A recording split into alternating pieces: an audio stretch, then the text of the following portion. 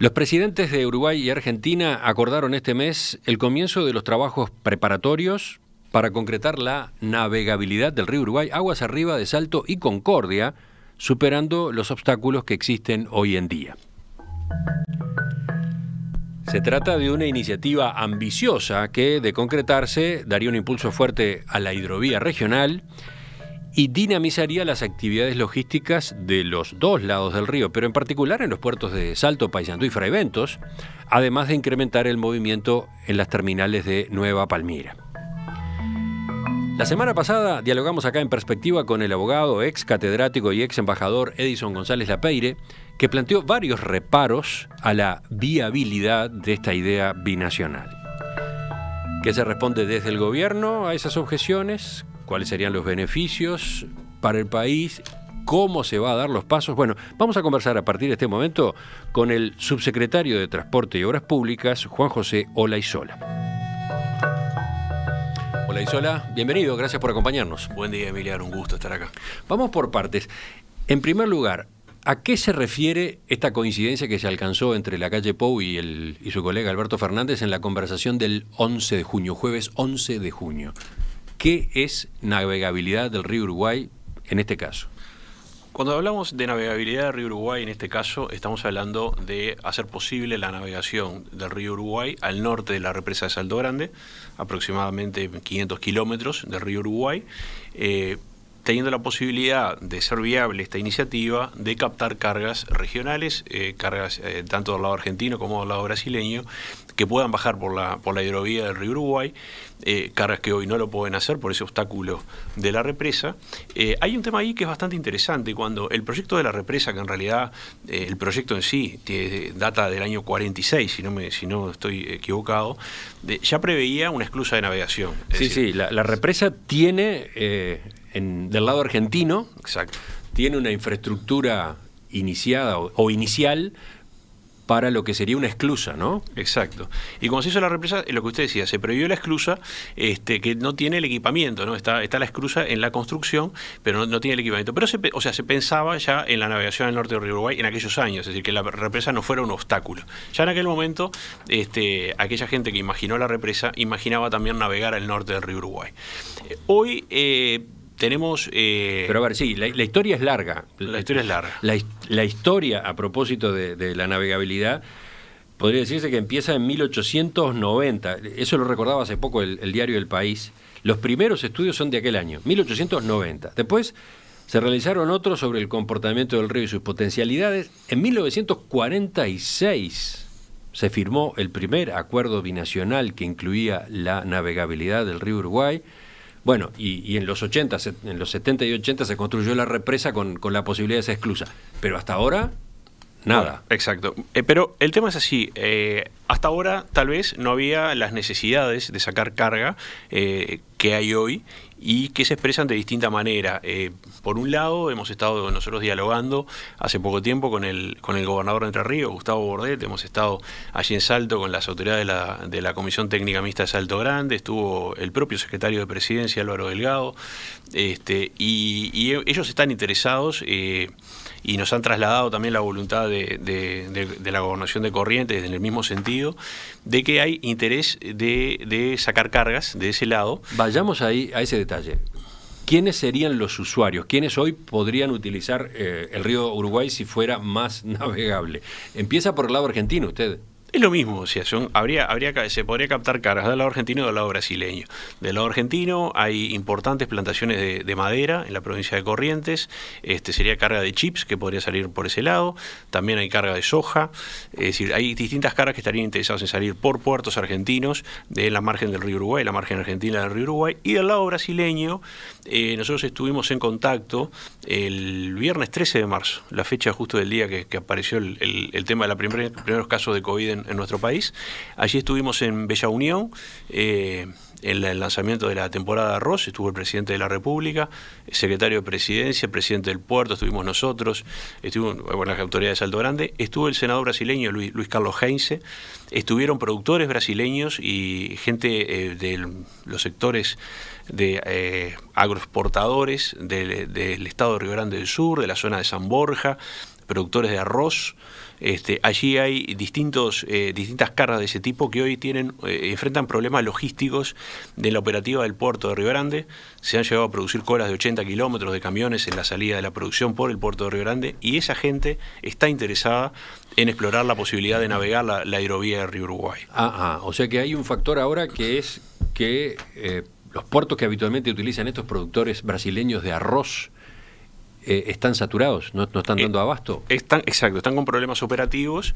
Entonces esta gente está viendo la necesidad de poder utilizar la hidrovía del río Uruguay como una salida natural a su producción y poder trabajar en el sentido de viabilizar esta hidrovía para ese tipo de cargas. Entonces nosotros estamos en un momento que parece que potencia la posibilidad de explorar este proyecto, que como bien dice usted no es nuevo, pero bueno, que pueden confluir los distintos intereses de los países para llevarlo adelante. Enseguida vamos a volver, por ejemplo, a ese interés de productores arroceros brasileños, pero antes, y para terminar de introducir, digamos, el concepto, si se avanzara, si efectivamente se lograra la navegabilidad del río Uruguay, aguas arriba de Salto y Concordia, para Uruguay, ¿cuáles serían los beneficios? Bueno, captar cargas que bajen por esa vía, por la hidrovía del río Uruguay, que hoy no las podemos captar. Uruguay tiene un tema de escala país, es un país pequeño, donde las cargas de transbordo juegan un rol principal, y un rol principal para que el puerto de Montevideo sea siendo un puerto hub, es decir, un puerto de un centro distribuidor de cargas de la región, y que nosotros podamos tener una escala que por la propia producción nacional no tenemos para la captación de escalas oceánicas, de los barcos oceánicos en el puerto de Montevideo, y que van atados además al proyecto del dragado 14 metros que tenemos en la agenda para el puerto de Montevideo. A ver, ya el puerto de Nueva Palmira juega ese papel. También. Recibe cargas regionales. Lo que usted está diciendo es que ahora recibiría otras. Nueva Palmira recibiría otras, y también habría actividad en los puertos del litoral por el uso ya del río Uruguay. Porque las cargas que hoy llegan a Nueva Palmira vienen por el Paraná, etcétera, ¿no? Sí, a ver, exactamente, hoy las cargas de Nueva Palmira bajan por la hidrovía Paraguay-Paraná. Acá tenemos la posibilidad de captar nuevas cargas, y que los puertos que utilicen van a ir atados seguramente a los negocios que cada uno de estos operadores hagan, ¿verdad? De acuerdo a la viabilidad de los puertos y a los mejores costos logísticos, que en definitiva son los que transforman en realidad las operaciones portuarias. Así que yo no le puedo adelantar hoy por hoy cuáles van a ser los puertos elegidos. Claramente la oferta de puertos que tiene Uruguay va a estar sobre la mesa para la captación de cargas que provienen de estas regiones que dijimos. Por ejemplo, ¿qué pasaría más allá de Nueva Palmira, que ya está acostumbrado a jugar ese papel? ¿Qué pasaría con Salto, con Paysandú? Son distintas realidades. El puerto de Salto viene más atrasado en ese caso, hoy por hoy. El puerto de Paysandú tiene una infraestructura más desarrollada. Tiene un problema que es un puerto inundable, que hay momentos del año que se puede inundar, pero han habido obras en ese puerto puede captar cargas, y bueno, y más al sur, Fray Bentos, por ejemplo, es un puerto que está en desarrollo, que ha captado cargas de madera este año, que viene con nuevas operativas que no tenía. Paysandú, en los próximos días vamos a tener novedades también de nuevas operativas y de líneas regulares que tampoco tenía. Es decir, los puertos esos ya hoy vienen avanzando en la operativa. ¿Qué operativa están agregando hoy? Bueno, por ejemplo, en Fray Bentos madera, sí. se ha llevado madera a China. Nosotros estuvimos con el presidente del puerto hace cuestión de un mes, ahí en Fray Bentos. Se está llevando operativa de rolos de madera, se ha recuperado. Era una operativa que se había perdido por un tema de costos, de precio del negocio. Allí la ANP jugó un papel importante en la adaptación de sus tarifas para poder hacer viable el negocio, pero además es un negocio que genera muchas horas hombres de trabajo conexas al negocio, que es lo más importante, y más en la realidad que estamos viviendo en este mundo. Generar horas de trabajo es muy importante. Entonces, esa operativa de madera es auspiciosa para el puerto de Fray Bentos. El puerto de Fray Bentos es un puerto que se le han puesto $6 millones en los últimos años en la mejora de sus muelles, en las infraestructuras portuarias, y hoy por hoy está llevando adelante dos operativas paralelas de madera a Oriente y a India, donde le genera actividad a la terminal y a la región, ¿verdad? ¿Y Paysandú y Salto? ¿Qué nuevos movimientos tienen hoy por hoy? No me quiero adelantar, pero esta semana van a haber novedades, vamos a hacer algunos anuncios, pero vamos a poder retomar servicios a ese puerto, servicios fluviales que se habían caído. Y ¿De qué estamos hablando? ¿De cargas uruguayas que habitualmente van por carretera a los puertos? Sí, cargas que van a salir por vía fluvial, en el caso del puerto de Paysandú. Lo que pasa es que por el puerto de Paysandú había tenido un problema, que había dos buques que hacían el servicio fluvial en los últimos años, y que por distintos problemas que han tenido no lo estaban haciendo. En Provincias Unidas y la Alianza del Plata eran dos buques que hacían ese servicio, y bueno, seguramente en estos días vamos a estar con novedades de ese tema para poder retomar operativas permanentes del puerto de Paysandú. Ahí está. Pero, y ahora la otra pregunta, suponiendo que se lograra la navegabilidad aguas arriba de Salto y Concordia, ¿de qué manera se beneficiarían o podrían beneficiarse Salto y Paysandú con esas nuevas cargas, con las que vinieran del norte, con las que vinieran de Brasil? Le decía hace unos minutos, el puerto de Salto le falta desarrollo todavía. Sí. Es un puerto que le falta desarrollo, incluso en la zona donde quedó aprisionado por la ciudad, si se quiere.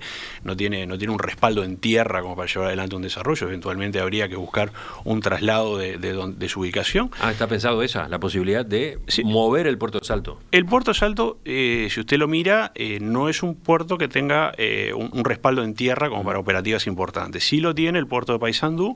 Y bueno, allí ya han habido obras, como le decía, de infraestructura, y bueno, Uruguay, en el caso de potenciarse la hidrovía del río Uruguay, va a tener, igual que lo tiene Argentina, una oferta de puertos con sus características propias, con sus servicios propios y con sus precios, para poder captar la carga regional que baje por la hidrovía, ¿verdad? En ese sentido, habrá que dinamizar mucho el sector comercial de la ANP para captar esas operaciones que bajen por la hidrovía, en caso de que prospere esta iniciativa, como es nuestra intención. Porque podrían operar, por ejemplo, para transbordos.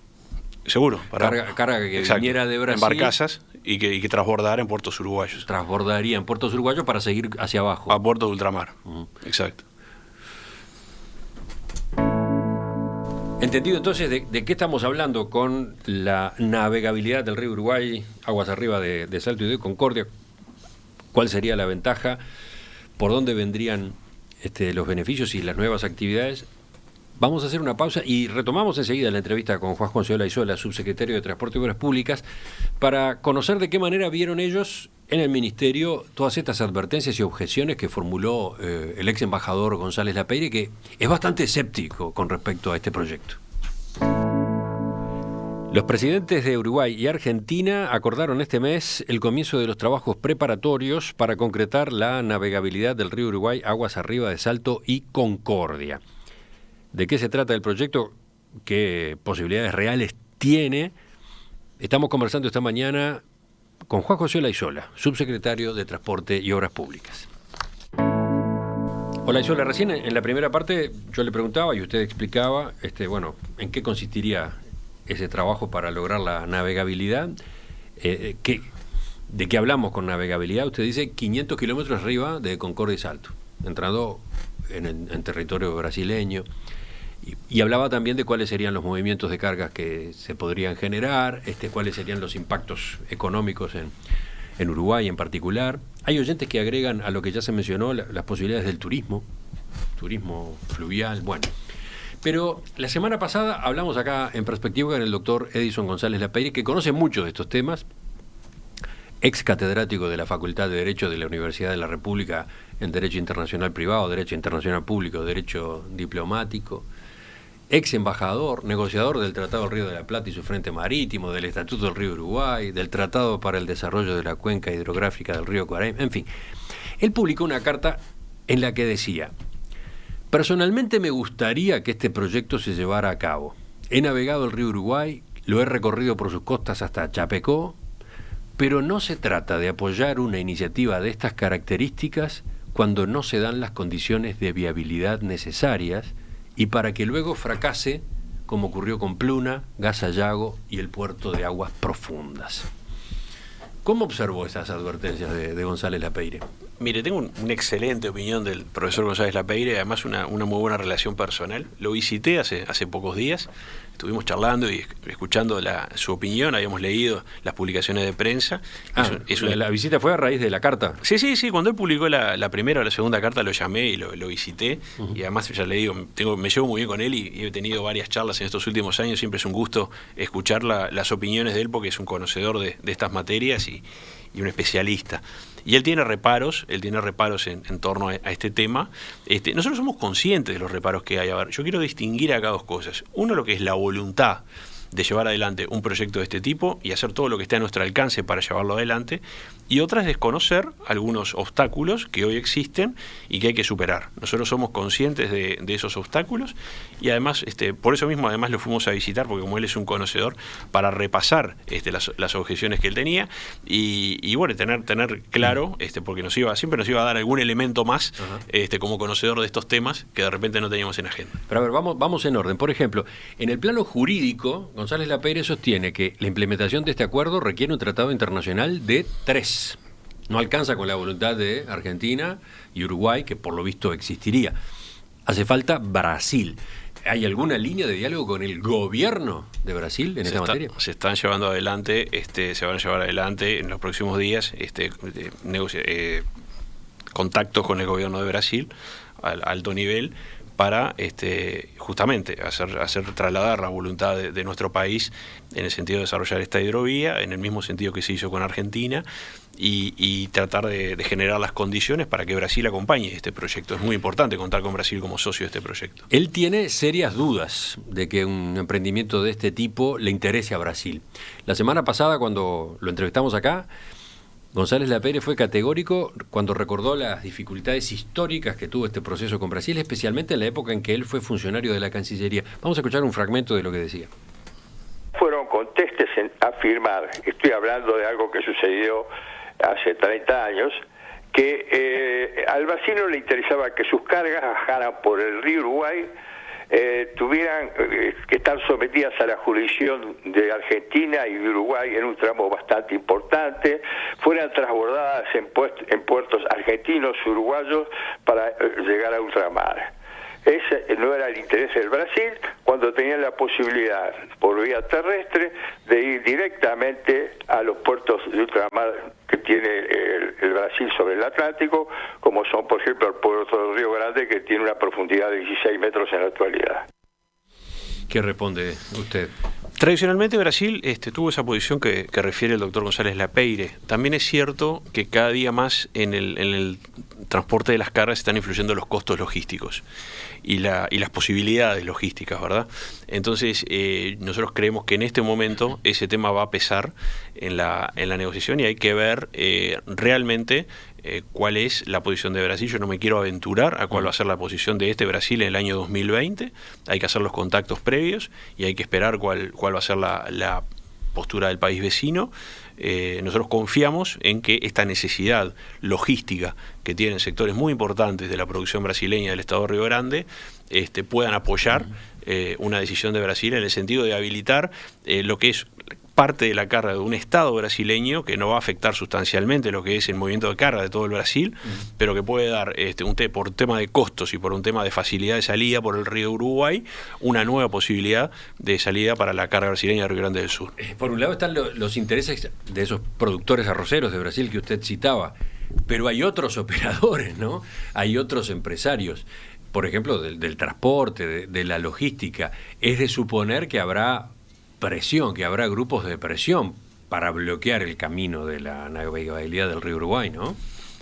A ver, siempre hay grupos de presión que operan. Nosotros en los transbordos que captamos de cargas regionales somos conscientes que en los últimos años hemos tenido serios obstáculos y no por eso hemos dejado de captar carga de transbordo ni trabajar en ese sentido. Siempre que hay cargas va a haber distintos grupos tratando de captarlas. Eso es así en todos los órdenes y lo hemos sufrido en lo que son las cargas de transbordo por la hidrovía Paraná-Paraguay.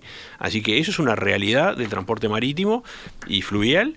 Y con eso convivimos, o sea que eso para nosotros no nos parece algo fuera de lugar, nos parece parte de la realidad de transporte por estas vías y bueno, nosotros lo que sí tenemos que generar en Uruguay y en la hidrovía del río Uruguay son condiciones de precio, de navegabilidad y de oferta de terminales portuarias adecuadas para poder captar estas cargas e incluirnos en el mapa de los puertos de la región que puedan captar estas cargas.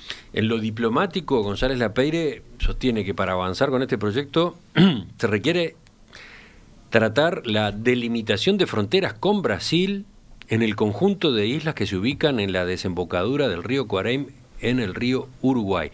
que este es un asunto pendiente que tiene décadas, en el que no ha podido lograrse la negociación correspondiente. ¿Lo tienen presente? ¿Este aspecto figura en la agenda?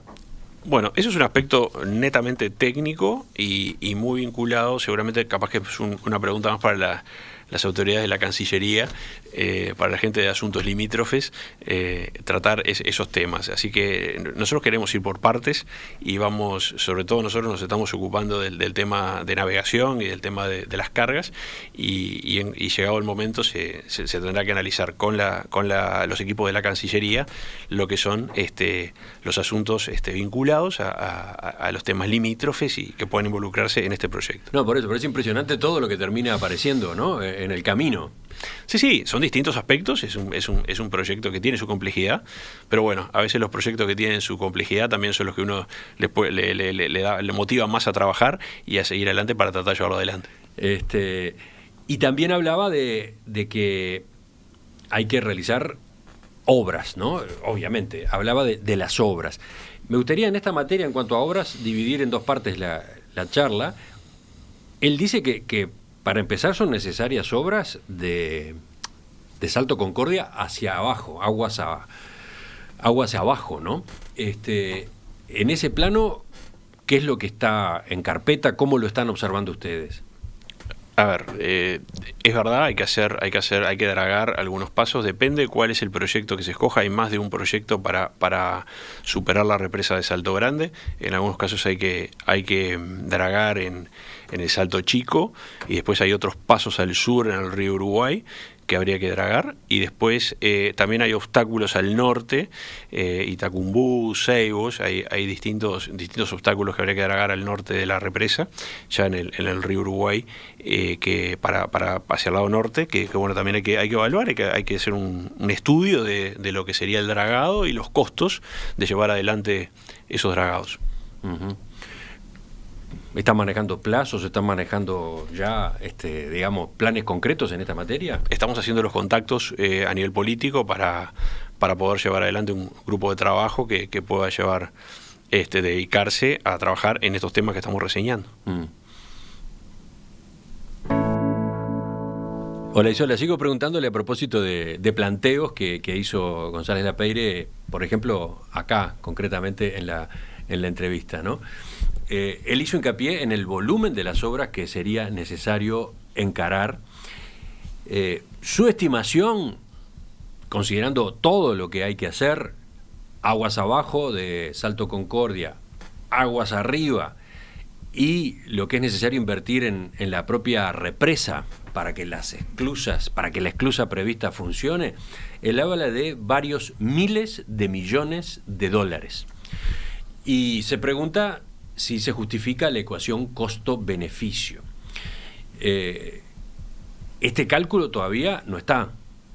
Todavía no está, y no me quiero aventurar en números, que todavía no se han hecho los estudios necesarios para poder cuantificar. Así que en el tema números no me voy a adentrar todavía, porque no ha llegado el momento y me gustaría, el día que los manejemos, manejarlos números reales que nos digan los especialistas de lo que sale, de acuerdo a los estudios que se realicen. Cuando usted estuvo en Salto entre marzo y mayo, habló de que CAF, Banco de Desarrollo de América Latina, financiaría un estudio técnico. ¿Es para esto justamente? Hemos hablado con CAF y con algún otro multilateral para conseguir financiamiento justamente para realizar tanto un estudio de viabilidad económica del proyecto como de la parte de los trabajos físicos que hay que realizar para llevarlo adelante. Uh-huh. ¿Y eso en qué plano está entonces? ¿En qué momento del proceso? Bueno, estamos hablando con CAF, hemos hablado y hemos hablado también con otro organismo, porque hemos hecho negociaciones nosotros, y también lo ha hablado la gente de la Comisión Técnica Mixta de Salto Grande, que tienen un trabajo que se les entregó el año pasado, y bueno, y había la posibilidad de hacer una ampliación, un nuevo trabajo complementario. Así que entre los distintos organismos, recién asumieron las autoridades de CARU hace una semana, así que bueno, entre los distintos organismos vamos a estar en contacto con los organismos multilaterales para poder llevar adelante los estudios que son necesarios, y también en contacto con los otros países para poder entre todos, si es viable, llevar adelante los estudios necesarios para estar, para tener un fundamento sólido de todo esto, ¿verdad? Para que los principales beneficiarios no sean las empresas constructoras y de dragado, como decía González Laperi en algún momento, que si se pone en marcha esto sin la certeza de que la ecuación costo-beneficio está bien, lo que va a pasar es que va a haber un proyecto que quede trunco, que quede por el camino. A ver, yo quiero acá deslindar dos cosas. Es decir, el no siempre lo tenemos antes de esto, arrancar un proyecto de esto. Siempre está el no. El no es lo más sencillo, siempre está ahí, está al alcance de la mano. Los que pretendemos que se pueda llevar adelante, vamos a enfrentar obstáculos, eso lo sabemos, o sea, tenemos claro los obstáculos. Queremos llevarlo adelante y está la voluntad de llevarlo adelante, está la voluntad del Poder Ejecutivo de llevarlo adelante y el entusiasmo de muchos actores regionales que quieren llevarlo adelante. Exploremos el camino, caminemos en ese sentido, tratemos de superar los obstáculos a ver si es posible. Es decir, no tenemos una visión fundamentalista del tema. Tenemos ganas de llevar adelante el proyecto, nos parece interesante, muy interesante la posibilidad de bajar cargas por el río Uruguay, tenemos claros los obstáculos, trabajemos sobre bases sólidas y con estudios reales para ver la viabilidad del proyecto y poder llevarlo adelante. Y Argentina, la situación argentina, los gigantescos problemas económicos y sociales que tiene Argentina y que se han agravado con la emergencia sanitaria, ¿no cambian ese entusiasmo del presidente Alberto Fernández, esa posibilidad efectiva de apoyar esta línea? Bueno, sería una buena pregunta para el presidente Alberto Fernández. Todos somos conscientes de los problemas que hay en el mundo en este momento y en algunos países particularmente las situaciones que puntuales. Pero ya le reitero, estamos trabajando con optimismo, explorando las distintas áreas de este proyecto para llevarlo adelante. Después iremos haciendo los estudios correspondientes. Acá no está la intención de dilapidar dinero que no tenemos, ni de hacer un proyecto que no esté atado a la realidad. No, acá la idea que nosotros tenemos es poder viabilizar la hidrovía para poder captar carga de transbordo y para poder bajar carga que hoy nos está definiendo la necesidad de poder viabilizar esa hidrovía. Es decir, no es una idea loca que se le ocurrió a una persona y que la está llevando. No. Es decir, nosotros hemos detectado necesidades reales de poder sacar carga por el río Uruguay y estamos trabajando en ese sentido. Los obstáculos están claros y vamos a ir tratando de definirlos, de cuantificarlos y con esa información seguir viendo la viabilidad del proyecto. Y una pregunta más, porque usted me señala en más de una ocasión que justamente se está en los primeros pasos, pero teniendo en cuenta que, por ejemplo, que existiría hoy una viabilidad por el lado de la necesidad de productores arroceros del sur de Brasil, etcétera, ¿en qué momento podría estar pronta la navegabilidad del río Uruguay de acuerdo a lo que ustedes están manejando? No tenemos un plazo hoy, no le puedo decir hoy. ¿Pero es algo para que se concrete dentro de este periodo de gobierno o no? Vamos a trabajar con intensidad en el periodo de gobierno para poder adelantar todo lo posible, pero no le puedo decir una fecha porque todavía estamos en los contactos políticos iniciales para llevar adelante el proyecto. No sería razonable ni sería de buen tino adelantar una fecha en este momento. No sería serio. Está bien. Hemos puesto la atención en estos minutos en este proyecto en particular, navegabilidad del río Uruguay, al que el presidente Lacalle Pou le ha dado, obviamente, como queda claro, a partir de las gestiones, etcétera, le ha dado importancia. ¿Qué otras líneas en esta materia está siguiendo el Ministerio de Transporte y Obras Públicas? Tenemos también en el mismo nivel de importancia, fundamental, el dragado a 14 metros del puerto de Montevideo. Hoy se lo mencioné al pasar, para nosotros es muy importante poder dragar a 14 metros el puerto de Montevideo, porque significaría... Eso hay que explicarlo, ¿no? ¿Cuál es hoy la profundidad utilizable? Sí, hoy estamos en 12 metros reales y tenemos el interés de llevarlo a 14 metros. ¿Por qué el interés de llevarlo a 14 metros? Porque Montevideo con 14 metros adquiriría una ventaja comparativa muy importante con los puertos de la región. Hoy el único puerto de la región que está a 14 metros es Santos. Tendría un impacto muy inmediato en materia de graneles, en la posibilidad de que vengan barcos con mayor bodega y poder hacer operaciones de top-off, que se llama, que es el completar la carga, que hoy en Palmira muchos barcos no salen completos por un tema de calado del canal Martín García y de Montevideo, y hacen el top-off o completan la carga en puertos de la región, y hoy con el dragado a 14 metros se podría hacer en Montevideo esa operativa, o sea que tendría una repercusión muy enseguida, muy próxima en ese tema, y después un poquito más a mediano plazo, pero también tener una repercusión importante en el tema de contenedores. Permitiría la llegada a estas costas de Sudamérica de barcos de mayor calado para atender los puertos que tengan esta capacidad y que puedan captar cargas y transformarse o mantenerla, como pasa hoy con Montevideo, la calidad de puerto hub para operar este tipo de cargas, ¿verdad? Es muy importante para Uruguay. Nuestras condiciones físicas naturales, las del puerto de Montevideo, lo hacen posible, y creemos que tiene que ser un objetivo nacional llevar adelante el dragado. ¿Hay estimación del costo? Sí, pero lo que tenemos ahí, tenemos distintas iniciativas presentadas, porque hay iniciativas presentadas que significan un dragado por concesión y el cobro de un peaje para cargas que trabajen en el puerto de Montevideo, que ingresen al puerto de Montevideo por el canal. Y después tenemos otras propuestas que implican con financiamiento de bancos internacionales, pero con un repago del Estado uruguayo. Hoy se está analizando, hay una comisión de la ANP que está analizando el tema para poder llevar adelante. Eso es un objetivo claro de este tema. ¿Y qué más en materia portuaria? Bueno, ya le digo, materia después en los puertos del litoral estamos trabajando en la captación de cargas, digamos en la profundización de las operativas que habían tenido problemas tanto Fraiventos como Paysandú. Por suerte este año 2020 ya hemos captado esas cargas de madera para el puerto de Fraiventos. Ahí hubo una gestión muy importante de la ANP, del presidente Juan Curvelo, que han llevado adelante gestiones para este tipo de cargas. La posibilidad Juan Curvelo viene de la gestión anterior. De la gestión anterior. La posibilidad de que Paysandú retome las líneas permanentes, y después en el puerto de Colonia hay una nueva manga en proyecto para hacer próximamente también en el puerto de Colonia, de puerto de pasajeros, que hoy está parado por la crisis sanitaria, pero es un puerto de importante operativa de pasajeros, concentrado en pasajeros.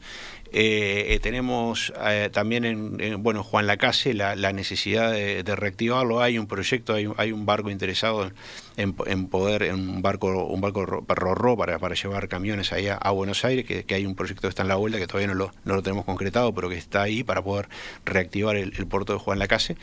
¿Y La Paloma? ¿Qué pasa con el puerto de La Paloma? Y bueno, La Paloma, tenemos una idea de también ese puerto se ha pasado en parte a la ANP en los últimos años, y tiene algún problema por cómo es el diseño del puerto de La Paloma, que se anega de arena, está hecho de una forma que... Pero bueno, ahí tenemos que también tratar de potenciar, pues es un puerto oceánico, las posibilidades de salida de producción, sobre todo de la zona este del país. Ya han habido algunas experiencias allí de madera y después se cortan, ¿no? Y después se cortan, exacto. Entonces, como le digo, de los puertos del litoral, allí la apuesta es a tratar de lograr operativas permanentes para el puerto y poder que tenga una operativa adecuada para las instalaciones que tiene. Juan José Olaizola, subsecretario de Transporte y Obras Públicas, le agradezco que nos haya acompañado esta mañana. Muy amable, gracias. Volvemos a conversar en cualquier momento.